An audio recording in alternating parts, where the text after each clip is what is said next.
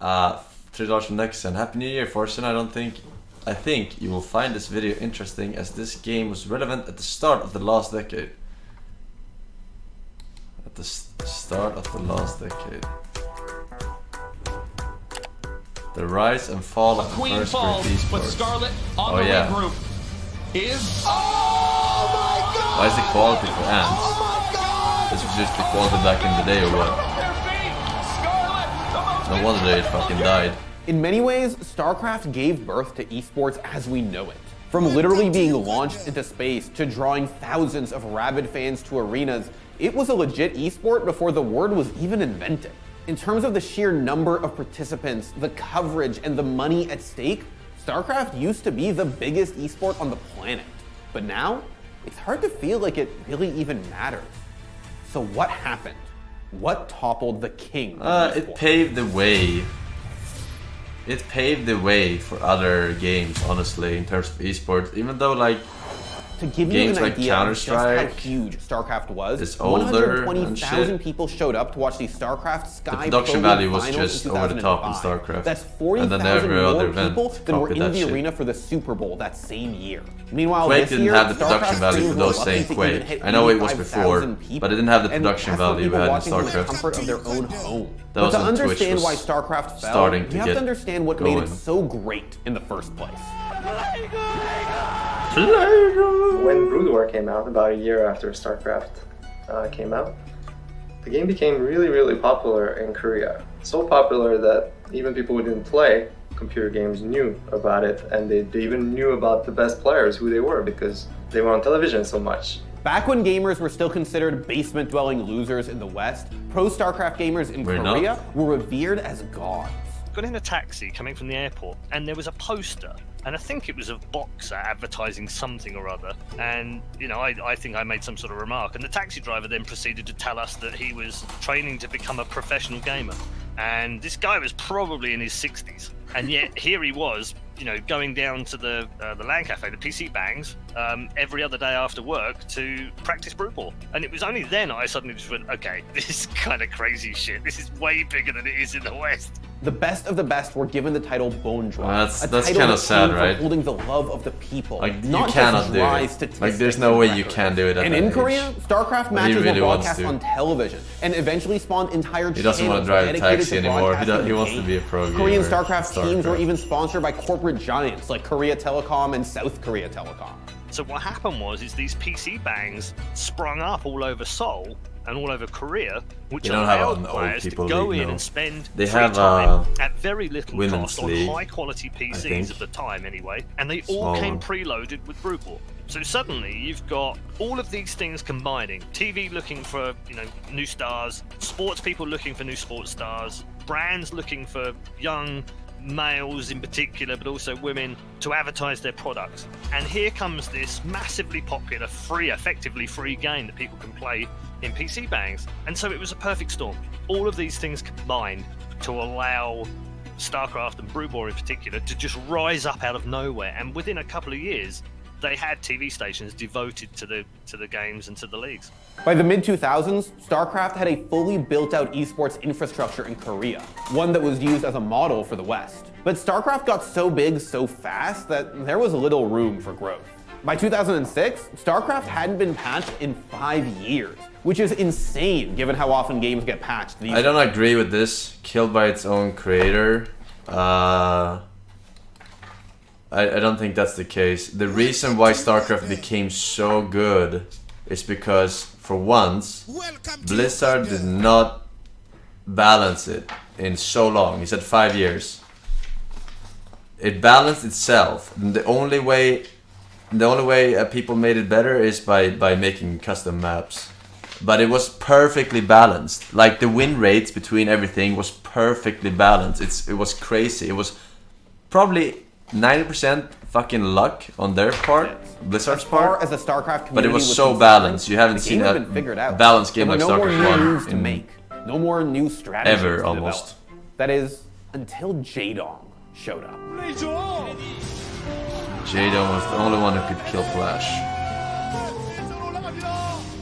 Jaedong's rivalry with Flash, the greatest StarCraft player of all time, revitalized the game. With these two, you don't need qualifiers. These are actually just the greatest gamers ever. But at the end of the day, they were still playing a decade-old game. The StarCraft community needed something new.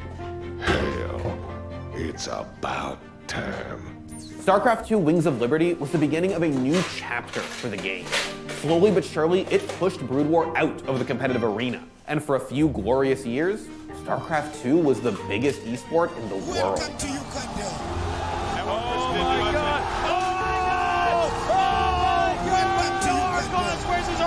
He needs to get those in there. He cut down the Archons before it was done. And the Void Rays come out. And Archon goes in. And Archon goes in. Get in there. Oh my God, what are we seeing? It looks like Storm. This is madness. Oh my God, he's gonna kill this army. Oh, the PCs are all going down.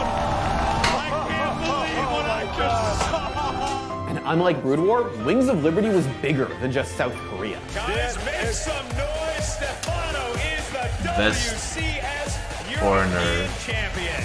StarCraft 2 was unstoppable. Heart of StarCraft. At least until Heart of the Swarm happened.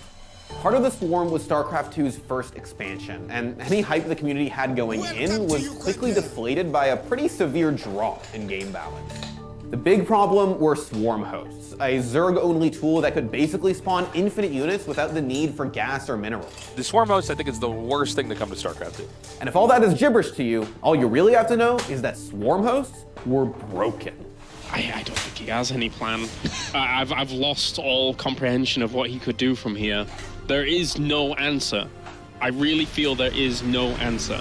Swarm Hosts meant that every Zerg player just wanted to slow the game down to a crawl. And who could blame them? If it worked, they were gonna win the game. G, Firecake takes game at number 1. And he knew that for a long time, as did we, but Yeah. in the end, patience wins out. And sure, Kills there was a the cool shit. match Audience every once system in for a 1 hour while, but 45 most minutes people were watching complaining that fucking StarCraft Lidl wasn't fun to watch Zerglings anymore. crawl This up game every is not the most 10 entertaining seconds. game we've ever seen, to say or the 50 least. seconds. They are playing exactly as they should be. At least for the last hour. Well, they're playing as they should be if they want to win. I don't know if the viewers would agree. This is how they should You were play. Zerg though. And Yeah, as but I didn't StarCraft's play popularity Heart of began the to Swarm. wane, more and more players Stopped right began to before. retire. I am not going to continue as a competitive player. This was also It's just gotten to the point where competition before. is not enjoyable for me anymore. Fan favorite Stefano, for example, jumped ship live on stream.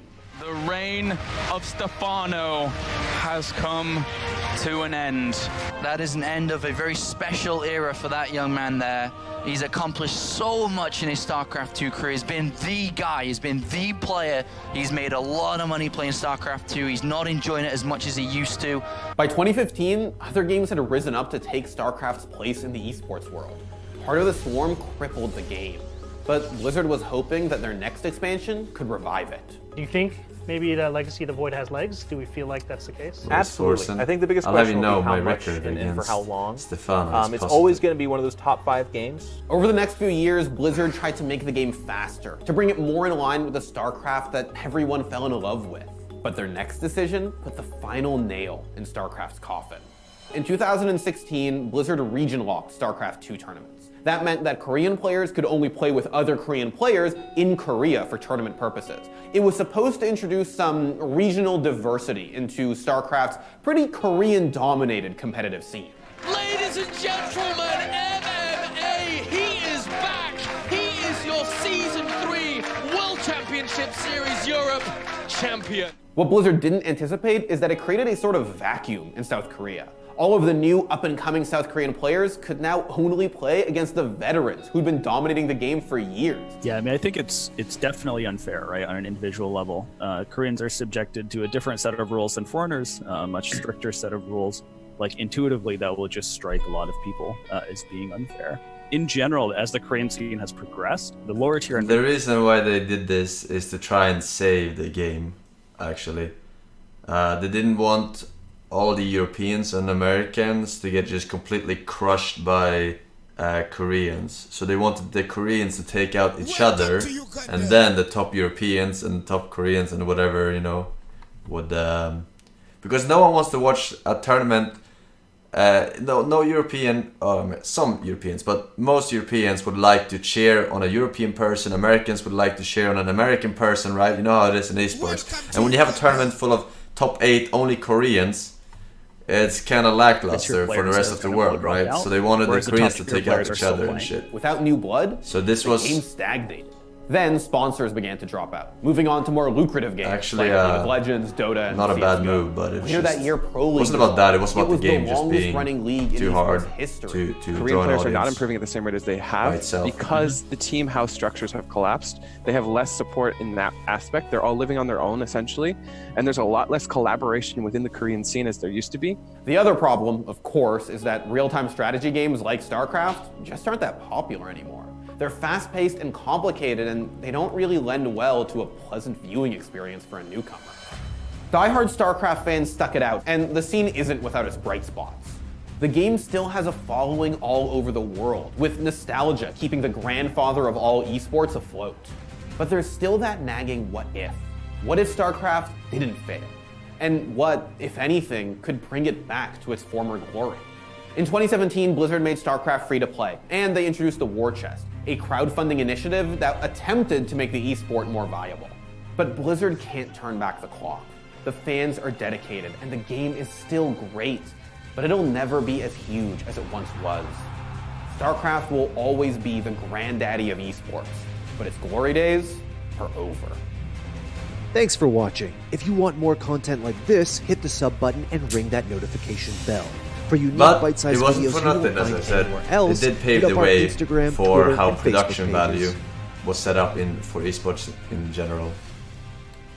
Like, if it wasn't for Starcraft, or if it wasn't for like DreamHack, ESL is now owned by DreamHack, MTG. If it wasn't for those tournaments experimenting with Starcraft, there wouldn't be like fucking fire or explosions when the bomb goes off in Counter-Strike and all this shit, you know. So it was important that it happened, but whoever is first is usually not the winner, you know. But good times, good times.